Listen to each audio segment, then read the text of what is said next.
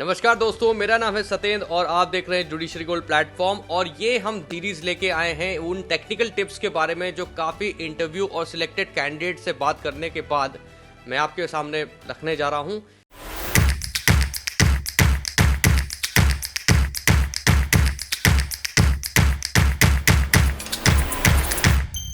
अक्सर बच्चे ये पूछते हैं कि भाई ऐसे कौन से कैंडिडेट हैं या ऐसा कौन सा स्टूडेंट है जिसको जज की तैयारी करना चाहिए।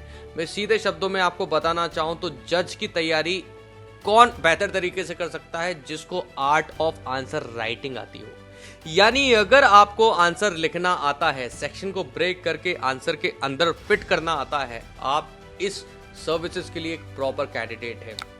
पहली बात। दूसरी बात, क्या ये स्किल सेट डेवलप किया जाता है? बिल्कुल किया जा सकता है। जो बच्चे एवरेज रहे हैं, जिनको आंसर लिखने नहीं आते, सेक्शन ब्रेक करने नहीं आते, सेक्शन को समझना नहीं आते हैं, इस प्रोसेस को लर्न भी किया जा सकता है। क्या रिक्वायर्ड है इसके लिए? ऑब्वियस सी बात है, एक certain level of dedication required है।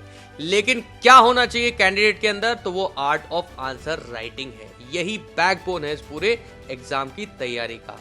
अक्सर बच्चे मेरे से सवाल पूछते हैं कि सर, हम लोग महाभारत काल से जुडिशरी की तैयारी कर रहे हैं, लेकिन अभी तक हमारा प्रीलिम से निकलता आ रहा है, मेंस निकल ही नहीं रहा।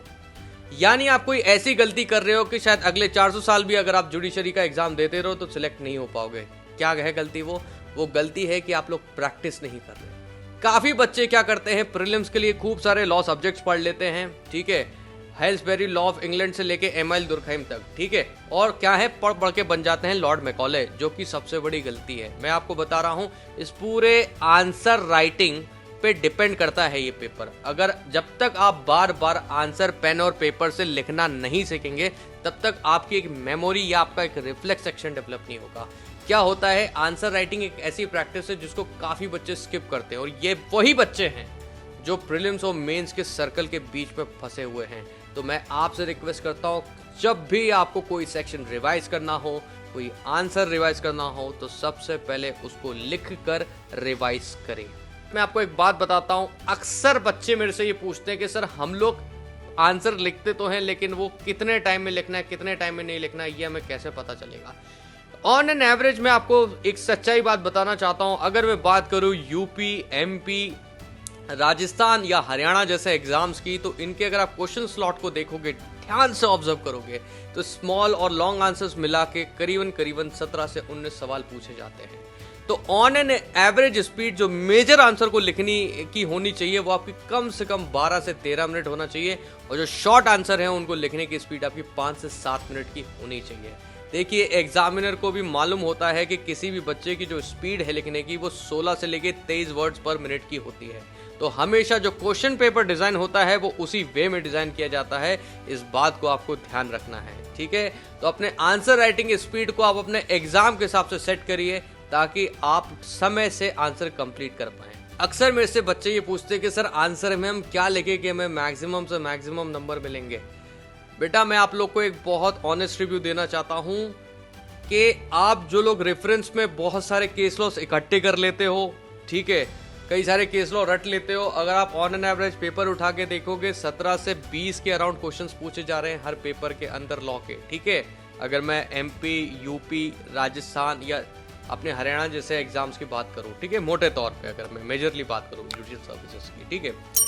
तो अब आपकी जिम्मेदारी क्या है? आपकी जिम्मेदारी ये है कि अगर आप वहां सेक्शन भी लिख पाए तो ये बहुत बड़ा अचीवमेंट है, ठीक है। तो अपनी तैयारी, मैं ये नहीं कह रहा हूं कि आप लोग को केस लॉस को एकदम स्किप कर देना चाहिए, लेकिन आंसर राइटिंग में आपका पहला जो परम लक्ष्य है, वो सेक्शंस कंप्लीट करना है, अगर आप वाकई में इस तैयारी को सीरियसली लेना चाहते हो। काफी बच्चे हैं जो अपने नोट्स में 4-4 पन्ने के आंसर लिख लेते हैं। भाई, बहुत बड़ी गलती कर रहे हो, बिल्कुल सिलेक्शन नहीं होगा। कभी देखना, कभी किसी ऐसी स्टूडेंट की आंसर राइटिंग देखना जिसका सिलेक्शन हो चुका है, आप देखोगे 2-2.5 साइड्स के अंदर वो अपने मेजर से मेजर आंसर को खत्म कर देता है। तो यहाँ क्वालिटी मैटर करती है, प्लस स्पीड भी मैटर करती है। इसलिए जितने भी बच्चे नोट्स बना रहे हैं, उनको इस बात का विशेषता ध्यान रखना है कि वो मेंस की आंसर राइटिंग को ध्यान में रखते हुए अपने नोट्स को डिजाइन करें। सर, कई बार हम लोग के लॉ ऑप्शंस में अच्छे नंबर आ जाते हैं, लॉ के पेपर 1 में, पेपर 3 में अच्छे नंबर आ जाते हैं, बट हम लोग ऐसे राइटिंग, ट्रांसलेशन, जजमेंट राइटिंग, इनमें अच्छा स्कोर नहीं कर पाते हैं। तो देखिए, एक बात का विशेषता आप लोग को ध्यान रखना पड़ेगा कि अगर ट्रांसलेशन किसी भी पेपर का हिस्सा है तो मान के चलो नंबर तो उससे भी मिलने हैं आपको, तो हम कैसे तैयार कर सकते हैं? कसम खाओ कि जब से तुमने तैयारी करने का सोचा है स्पेशली, तो तुम्हें सोने से पहले, कम से कम सोने से पहले 10 से 15 मिनट हमेशा अपने पास में फ्री रहते हैं, जिस समय अपन व्हाट्सएप, इंस्टाग्राम ये सब चला रहे होते हैं। ठीक है, तो इंस्टाग्राम चलाने के बाद, मेरा वीडियो देखने के बाद आपको क्या करना है? कुछ नहीं, केवल 15 से 20 मिनट आपको ट्रांसलेशन प्रैक्टिस करना है। 15 से 20 मिनट डेली आप थोड़ा थोड़ा ट्रांसलेशन प्रैक्टिस करेंगे। Over a period of time आप ये चीज एक्सपीरियंस करेंगे कि आपका कॉन्फिडेंस बढ़ने लगा है। ट्रांसलेशन में किस चीज का महत्व होता है? ट्रांसलेशन में सेंटेंस कंस्ट्रक्शन के साथ साथ जो सबसे जरूरी, जिस बेसिस पे आपको नंबर मिलते हैं, वो है कि आप शब्दावली, क्या शब्दों को समझ पा रहे हो, क्या कॉन्ट्रैक्ट को समझ पा रहे हो कि उसे संविदा बोला जाता है। बात समझ में आ रही है? तो इस तरीके से आपको क्या है, ट्रांसलेशन आना चाहिए, हिंदी और इंग्लिश दोनों में। रोज 15 मिनट प्रैक्टिस करिए, आपको अलग से उस पेपर के लिए तैयारी करने की कोई जरूरत नहीं पड़ेगी। अक्सर बच्चों के मन में ये सवाल आता है कि सर तैयारी करते वक्त कई बार मन उखड़ जाता है, मन नहीं करता तैयारी करने का। मैं आपको सिंपल सी एक बात बता रहा हूँ, इस तैयारी को करने के लिए जो सबसे ज़्यादा ज़रूरत है वो है कंसिस्टेंसी की। डेली आपको ये थोड़े थोड़े स्टेप्स लेने हैं। आपको एक रात में सब कुछ नहीं पढ़ना है। रोज आपको डिसाइड करना है कि मुझे बस 3 से 4 घंटे देते चलने डेली के। आपको बात समझ में आ रही है? अगर आप ये प्रोसेस कर पाते हो तो वाकई में आप सिलेक्शन के धीरे धीरे क्लोज आते जाओगे। देखिए, 7 दिन में 70 घंटे दोगे, नहीं पढ़ पाओगे, बर्नआउट हो जाओगे। डेली 3-4 घंटे दोगे, आराम से आपकी तैयारी हो सकती है, इसमें कोई समस्या वाली बात नहीं है। अक्सर मेरे से बच्चे पूछते कि जब हम लोग जजमेंट राइटिंग इतना प्रैक्टिस करते हैं, इसके बाद भी हमारा उसमें कुछ होता नहीं है। मैं आपको 1-2 चीज बता रहा हूँ। सबसे पहले, इसमें एक रॉबिनजीत सिंह की बहुत अच्छी बुक है जजमेंट राइटिंग की, जिसको आप रेफर कर सकते हो।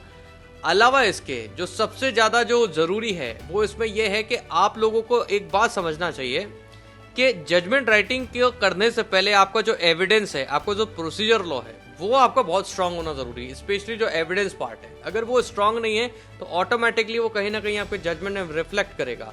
प्लस चार्जेस वाले सेक्शंस आपको याद होने चाहिए जो आईपीसी के अंदर दे रखे हैं। तो ये छोटी छोटी चीजें हैं। और इसके बाद आपकी प्रैक्टिस। अब प्रैक्टिस जजमेंट के लिए मैं ये बोलूंगा कि अगर आप लोग ने जस्ट जजमेंट राइटिंग अपना प्रैक्टिस करना शुरू किया है तो सबसे पहले उसको किसी गाइडेंस पे करने की कोशिश करें, किसी सिलेक्टेड कैंडिडेट के गाइडेंस में। यदि कोचिंग इंस्टीट्यूट में पढ़ रहे हैं तो अपने सर के गाइडेंस पे, लेकिन उस तैयारी को गाइडेंस के साथ ही करना शुरू करें, खुद से ना करें, क्योंकि उसमें काफ़ी टेक्निकल इश्यूज होते हैं जो आपको शायद समझ में ना आए। ठीक है, इसलिए एक प्रॉपर गाइडेंस की इसको रिक्वायरमेंट होती है। मैं इस बात को पूरी तरीके से मानता हूँ। साथ ही साथ मैं ये नहीं कह रहा हूँ कि आप रोज एक जजमेंट करें, लेकिन एटलीस्ट आप कोशिश करिए कि 7 दिन में कम से कम 2 या 3 बार तो आप उन जजमेंट को लिख सकें। या अगर आप 7 दिन में एक बार भी लिख रहे हैं तो भी चलेगा, लेकिन एक रेगुलरिटी आनी जरूरी है। यानी अगर इस हफ्ते में एक जजमेंट लिखना है तो लिखना ही है। और कैसे चलेंगे? पहले क्रिमिनल लॉ के साथ चलिए, जब तक क्रिमिनल लॉ के आपके 10 जजमेंट खत्म हो जाएंगे, इसके बाद आपका कॉन्फिडेंस डेवलप होगा। अच्छा, क्या 7 दिन में एक बार ही लिखना? नहीं, मैं आपको शुरुआत करने के लिए बोल रहा हूँ। फिर अगले 7 दिन में आपको हो सकता है 4 बार भी जजमेंट लिखना पड़े, लेकिन एक बार शुरुआत तो करो। तो जैसे जैसे आप डेली प्रैक्टिस करते जाओगे, आपकी जजमेंट राइटिंग अपने आप निखरती जाएगी, बशर्ते जजमेंट राइटिंग एक ऐसा सब्जेक्ट है जिसमें गाइडेंस की आवश्यकता होती ही है। बात समझ में आ रही है? एक बहुत ही इंपॉर्टेंट डिस्कशन मैं आपको बताना चाहता हूँ। अगर मैं इस एग्जाम को बताऊं, या कोई भी एंट्रेंस एग्जाम हो गया, उसके लिए क्या चीज जरूरत है? देखिए, वो आपका केवल आईक्यू टेस्ट नहीं करता है एग्जाम, वो आपका ईक्यू भी, आपकी इमोशनल स्ट्रेंथ को भी टेस्ट करता है। एग्जाम के दौरान या एग्जाम की तैयारी के दौरान कई समय ऐसे आते हैं, क्योंकि देखिए आप यंगस्टर्स हैं, अलग अलग प्रकार के फेजेस आते हैं जब आपको लगता है कि गिव अप कर देना चाहिए, या किसी का कुछ पर्सनल लाइफ में कुछ इश्यू चल रहा है, उसको लगता है गिव अप कर देना चाहिए। नहीं, याद आप रखो कि किस पर्पस के लिए आपने इतना पूरा संघर्ष किया थे, नोट्स बनाते हुए आए। ये चीज जब आप याद करोगे तो अपने आप आपकी तैयारी आगे बढ़ने लगेगी। तो इसलिए मैं आपको बता रहा हूं कि अपनी तैयारी में आपको आपका टेम्परामेंट मेंटेन करना चाहिए। और मैं आपको बता दूं, दुनिया का कोई भी एंट्रेंस एग्जाम हो या चाहे दुनिया की कैसी भी परीक्षा हो, उसको निकालने का तरीका केवल और केवल टेम्परामेंट होता है। टेम्परामेंट से मतलब क्या होता है? टेम्परामेंट से मतलब होता है कि जब आप एग्जाम दे रहे हो या एग्जाम की तैयारी के दौरान आपको काम एंड कंपोज रहना जरूरी है। कहने का मतलब क्या है? अगर आप प्रीलिम्स देने के लिए बैठे और शुरुआत के 10 क्वेश्चंस नहीं लग रहे हैं, अब आपका क्या रिएक्शन है, यही बात आपकी सिलेक्शन तय करेगा। अगर उन 10 क्वेश्चन को देख के आप घबरा गए और आगे आपने कॉन्फिडेंस लूज कर दिया, आपका सिलेक्शन गया। और अगर आप एग्जाम हॉल में घुसने से पहले खुद से ये वादा करके गए हो कि अगर एग्जाम डिफिकल्ट आएगा तो मैं घबराऊंगा नहीं और एग्जाम इजी आएगा तो मैं ओवर एक्साइटेड नहीं होऊंगा, तो बिलीव मी वो आपका ऑप्टिमम परफॉर्मेंस निकाल के देगा आपको। तो इसलिए याद रखो, किसी भी एग्जाम को क्रैक करने के लिए एक काम एंड कंपोज एटीट्यूड चाहिए। डिफिकल्ट आए तो घबराना नहीं है, इजी आए तो कभी ओवर एक्साइटेड नहीं होना। एक सेरेनिटी के साथ आपको इस एग्जाम को अप्रोच करना है, डेफिनेटली फिर आपका सिलेक्शन होगा। सर हम अगर प्रीलिम्स की तैयारी करना चाहते हैं तो कब से शुरू करें? मैं आपको बता रहा हूँ, देखो जो ईयर लॉन्ग प्रोसेस होता है वो मेंस की प्रिपरेशन का ही होता है। लेकिन जब आप मेंस की प्रिपरेशन करते जा रहे हैं और नोटिफिकेशन आ चुका है, तो इस बात का विशेषता आप लोग ध्यान रखें कि वो जो नोटिफिकेशन आया हुआ है, वो नोटिफिकेशन के आने के जस्ट जब भी एग्जाम है उसके 1.5 महीने पहले अपने प्रीलिम्स की तैयारी आप लोग शुरू कर दें। क्योंकि प्रीलिम्स में क्या है, देखो कंप्यूटर, इंग्लिश, जीके, ये सब अफेयर्स भी आते हैं जिनको तैयार करने में ठीक समय लग जाता है। तो 1.5 से 2 महीने में समय बोलूँगा आपको, प्रीलिम्स की डेट के पहले आपको तैयारी शुरू कर देना चाहिए। वो आपके लिए सही रहता है, आपकी तैयारी बेटर वे में हो पाती है। एक छोटे से शायरी के थ्रू बस एक हौसला देना चाहता हूँ, तो सुनिएगा। मंजिल से आगे बढ़कर मंजिल तलाश कर, मंजिल से आगे बढ़कर मंजिल तलाश कर, मिल जाए तुझे दरिया समंदर तलाश कर। मंजिल से आगे बढ़कर मंजिल तलाश कर, मिल जाए तुझे दरिया समंदर तलाश कर। यूं तो हर शीशा टूट जाता है पत्थर की चोट से, यूं तो हर शीशा टूट जाता है पत्थर की चोट से, पत्थर ही टूट जाए वो शीशा तलाश कर। मंजिल से आगे बढ़कर मंजिल तलाश कर।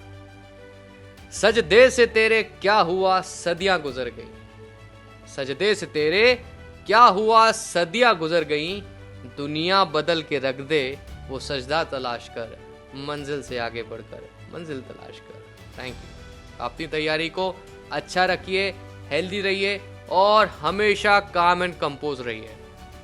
मान के चलिए, जो व्यक्ति घबराता नहीं है डिफिकल्ट सिचुएशन को देख के, ओवर एक्साइटेड नहीं होता इजी सिचुएशन को देखते, वो हमेशा योग की स्थिति में रहता है। और जो योग की स्थिति में रहता है वो हमेशा ऑप्टिमम परफॉर्मेंस देता है।